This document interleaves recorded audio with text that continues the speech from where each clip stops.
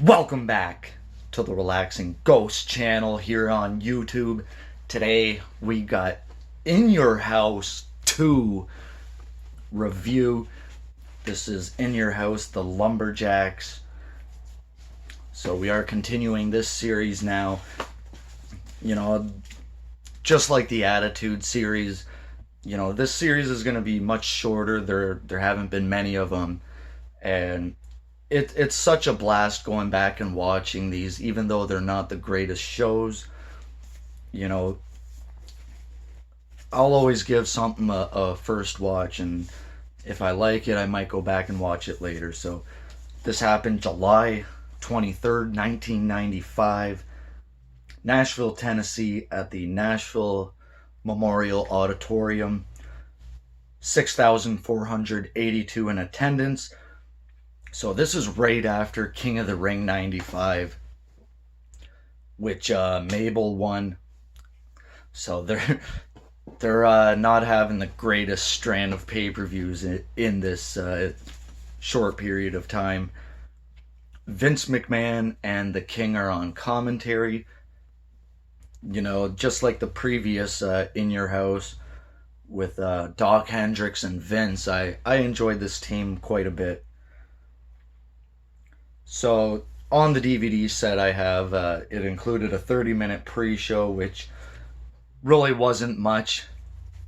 Just some video packages and things like that. There was no matches on the pre-show.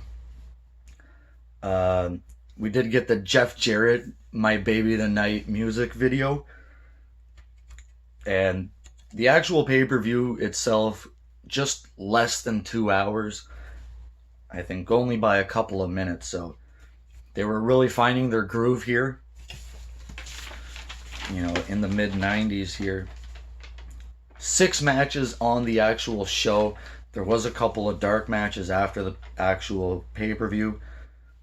First match of the night, 1-2-3 Kid versus the Roadie.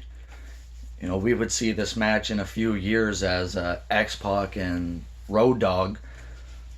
These guys were still pretty early on their rise. Not the greatest match to open up a pay-per-view, but it had some decent spots. These guys were pretty good at what they did, and they still needed a bit of grooming here.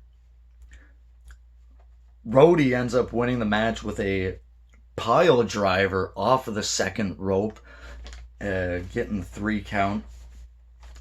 And this is not the last time we would see the Roadie, as Jeff Jarrett had an Intercontinental title match later on in the night. Second match of the night was King Mabel and Sir Mo versus Razor Ramon and Savio Vega.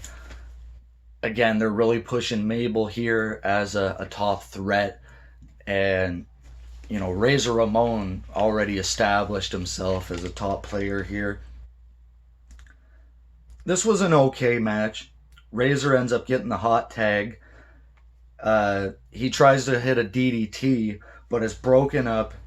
Mabel hits a belly to belly and gets the 3 count.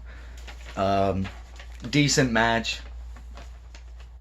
Savio Vega, I was never really a fan of him or anything, but they're really pushing Mabel here, so giving him a win. And we all know he'd challenge Diesel at SummerSlam. Next up here, we see a interview with Dogg and some of the Lumberjacks that are going to be in the main event. We got like Bam Bam Bigelow, Atom Bomb, the Smoking Guns. The promos in this era are just crazy because there's so many characters. There's just all kinds of wackiness going on. Then we go to a live concert here with Jeff Jarrett, and this just stunk. This was awful. I can't believe they went through with some of this. The country sensation Jeff Jarrett. The music video was fine, but I think the crowd just absolutely hated it. And they would do this during the Attitude Era, and nobody liked it at all. They also did it in, I think, Carolina as well, which, yeah, that Unforgiven pay per view in '98. Third match of the night, Henry Godwin versus Bam Bam Bigelow, and this would earn them a spot as a lumberjack later on, which is weird because it really didn't make sense for them to interview Bam Bam earlier on in the night. When you think about it, they were really playing this off on commentary that Bam Bam had to earn his spot as a lumberjack, but he was just interviewed with Doc Hendricks moments prior. This match went like 3 minutes. We seen a missed headbutt by Bam Bam. He ends up rolling him up, and he would be a part of the lumberjack match after all. So, I expected them to treat Bam Bam Bigelow a lot better than they did. Coming off of WrestleMania 11, he really never kept that momentum going as a tippy top guy. So I always thought Bam Bam Bigelow, he should have been a champion here. And for whatever reason, Bob Backlund is out campaigning in the crowd. I've seen this before. Royal Rumble 2000. Remember that quite clearly. In Madison Square Garden, which is, oddly enough, the next episode in the Attitude series. So I don't know if this was a thing Backlund did routinely, but pretty cool. Fourth match of the night, probably the best match of the night as well. Prior to the match, we got an HBK promo, and as well as a roadie promo.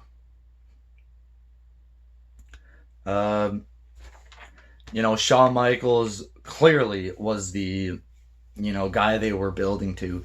We're now in the middle of '95, and we all know we're going to the Iron Man match after this. So it's going to be a big push for Shawn Michaels in the next few months and into the next year. So it's Jeff Jarrett defending the IC title versus Shawn Michaels. Like I said, this was probably the best match of the night. The crowd was really into it. Everybody loves Shawn Michaels, or pretty much almost everybody. And, very good, back and forth, all kinds of stuff. Jarrett's getting his cheap shots in. The roadie's getting a lot of interference in. Sweet chin music for the 3 count. And we have a new Intercontinental Champion.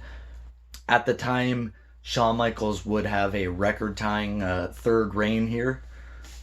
I also believe that's his last reign as champion, or IC champion. And he's going to have a great match with Razor Ramon the following month at SummerSlam. In their return match, ladder match at SummerSlam. Some people like that one more than WrestleMania 10. Let me know what you guys think. But, the WrestleMania 10 match is always a classic. And WWF was really toning down their style here in '95. Fifth match of the night, Owen Hart and Yokozuna, the WWF Tag Team Champions, with Jim Cornette and Mr. Fuji versus the Allied Powers. British Bulldog and Luger made a decent team. Pretty much power, and a lot of power. Muscles on top of muscles you never seen before. But Owen and Yoko had a pretty good team here. 2 powerful minds in Fuji and Cornette. I think they said Yokozuna was 640 pounds here. That's just insane. And he's only going to be around for another year or so. The Owen and Bulldog going at it was always fun to watch. They got some good stuff going in here. Yoko gets the old trapezes hold on This match was short, it was quick, but it was solid.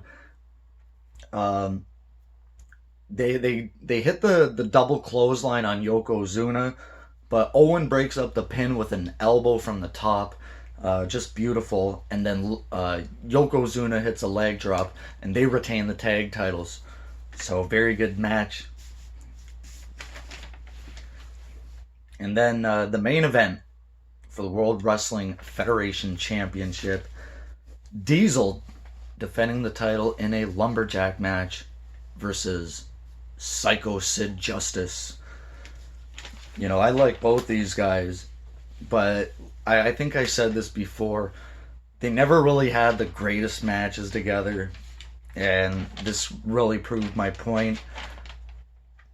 Um, Again, you know, Kevin Nash, not the most technical guy, but neither is Sid. Um, this match was in and out of the ring, you know, your traditional lumberjack match, and there's 30 guys around the ring. Um, Kevin Nash, or Diesel, hits the jackknife, and he retains, and they're really pushing this Mabel setup here. They're really getting that over. Mabel's getting a lot of shots in, and you know, he ends up backing down to Diesel at the end of the show. So Diesel stands tall heading into SummerSlam. That match was more built off of the Sid and Shawn Michaels breakup, where Nash came to Shawn's save, and yeah, Psycho Sid here was really kind of getting over on his own. We did have a couple of dark matches with Bret Hart versus Jean-Pierre Lafitte, and The Undertaker versus Kama in a casket match. So I think both those matches probably could have been on the pay-per-view. After thinking about it, I did think this was better than the first show. It was solid throughout, so I'm going to give it a 6.5 out of 10. Yeah, not having Undertaker on the show, Bret Hart, I think they kind of wanted to spotlight a few others, but I think they were deeply missed here. And Taker wasn't on King of the Ring, I don't think, and he wasn't on the first In Your House, so that's 3 shows in a row. There's no Undertaker. Let me know your thoughts, guys. Give this show a shot. I think you might enjoy it. And as always, we'll be ready for In Your House 3. We got a couple of cool videos coming up, as always. We'll talk to you later. Peace.